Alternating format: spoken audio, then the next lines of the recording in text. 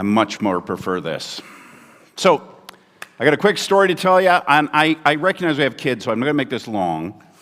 But there was a time when I was sitting in a room with these two young fellows, and these two young guys were talking about how much they loved being at their child's birth. That this was one of these moments where they had tears in their eyes, and it was a miracle, they kept saying. Well, there was an old guy there.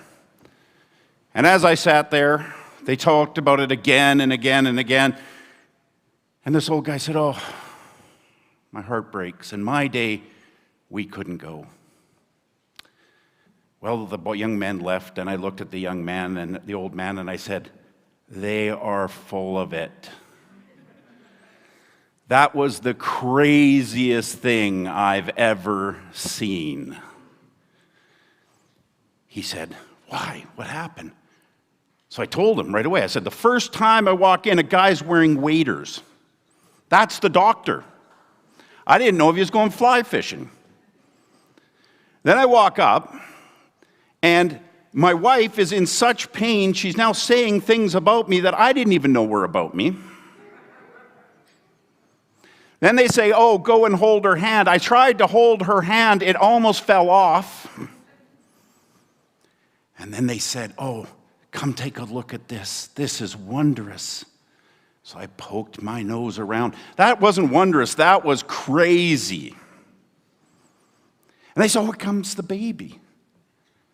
And I told them, "You think that the baby just comes out, right?" "Nope. Comes halfway. And then they got to start adjusting it." Have you ever seen Winnie the Pooh and the Honey Tree?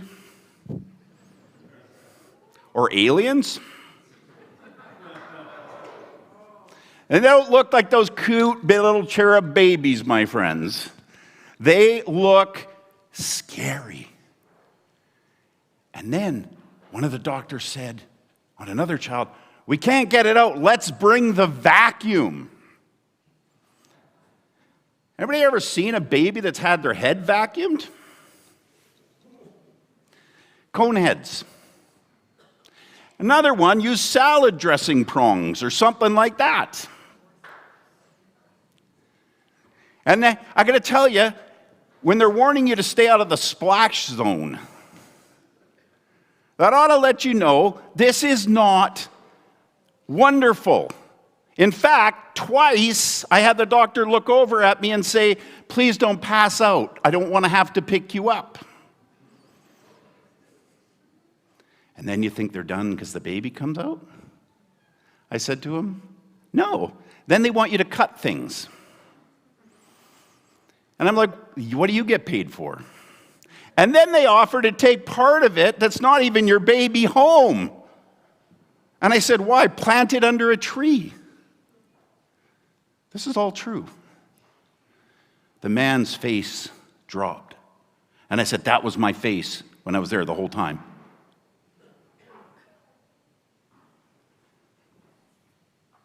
I got to tell you, I appreciate you people who love the miracle of birth. And by the way, I love my children. I just loved them a lot more a few days later.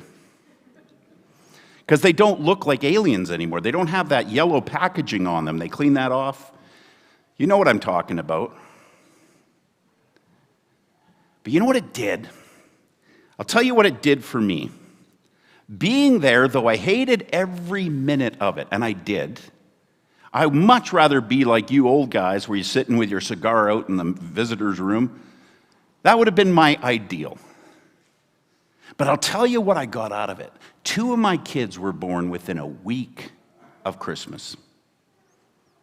And you know what? After seeing that, it hit me that this is the most incredible verse in the Bible. Are you ready for this? "She'll bear a son, and you are to name him Jesus, for he will save people from their sins." All this took place to fulfill what had been spoken by the Lord through the prophet. "Look, a virgin shall conceive and bear a son, and they shall name him Emmanuel," which is God with us. And here's why that verse became the most incredible verse. Because if you've been to a birth and you saw how earthy, how painful, how much things can go wrong. And God chose this. God chose, and I want you to hear this, this is the most incredible statement ever, to come in the womb of a woman and go through the birth canal. And there was no doctors and waiters, there was hubby there to help. And it wasn't in a pristine hospital room, it was in a cowshed. Think about that. That's one of those truths that's either completely true or completely false. There's no in between. And if, my friends, he did that, what else will he do? You know, I don't think most of us really think about what Christmas is about, at least Christians. We like the lights and the stuff. We like putting little Jesus and the little nativity. But this was real. I don't think until we get and think about how crazy it is, we really get Christmas. Frederick Buechner said, "The incarnation is a kind of vast joke, where the creator of the ends of the earth comes amongst us in diapers, until we too have taken the idea of God-man seriously enough to be scandalized by it. We have not taken it as seriously as it demands to be taken." That's what Christmas is about. That God would do something that you probably wouldn't do for people that hate you.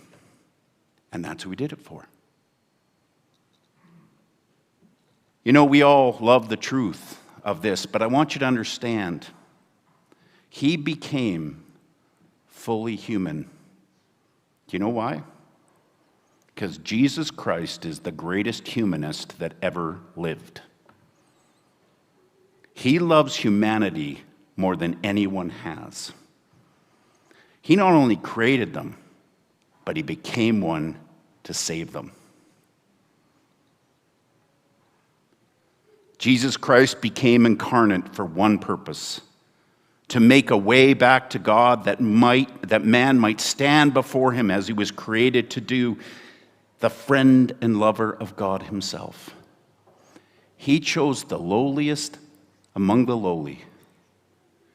And he had people that came to see him that were absolute nobodies in the first century. We sing about shepherds and wise men. These were unclean people, these shepherds, and these were foreign pagan magi. And they're the first ones to show up.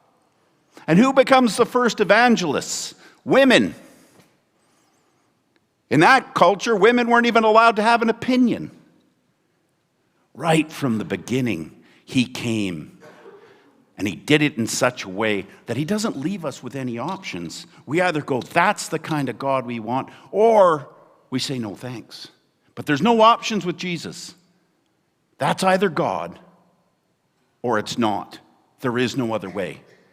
He either was born like we are, or he didn't exist. I tell you the truth, this happened.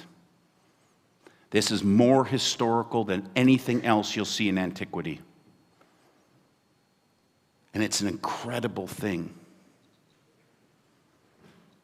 But the best part about this whole thing, about this whole scene that we're doing tonight, once we understand it, is this also was a declaration of war. People don't often think of Christmas like that. Christmas is love and kindness and tenderness. This was a time where God said, enough. Enough with your evil. Enough with your hatred and abuse and violence. I'm going to come and I'm going to bring my judgment. How am I going to do it? By becoming one of you and showing you what it means to be human. And by coming that, he came, and you know what he did? All the evil we see in the world, he beat it that morning.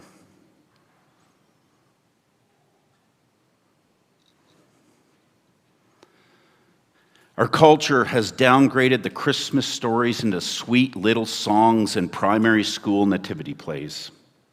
But the birth of a baby who will inherit the throne of the ancestor David announces the start of a revolution. Anyone claiming David's kingdom is throwing down a challenge to the rulers of the world, whether in the 1st century or the 21st. Jesus came and he was born and he came around and he said, "Come on to me, all of you." But he did say one thing also: evil's done. And if you're going to follow me, no more. And by the end, you know what? He's going to fulfill his promises. Because one day, just as Jesus came into this world and no one expected it, he is going to return. And he is going to complete his mission. Right now, you know what it says why he waits? Because he wants you and me to follow. And he's patient. This is an incredible story, isn't it? A baby born just like you've seen. And it was God. That should change the way we look at each other, humanity, and this world. Let's pray.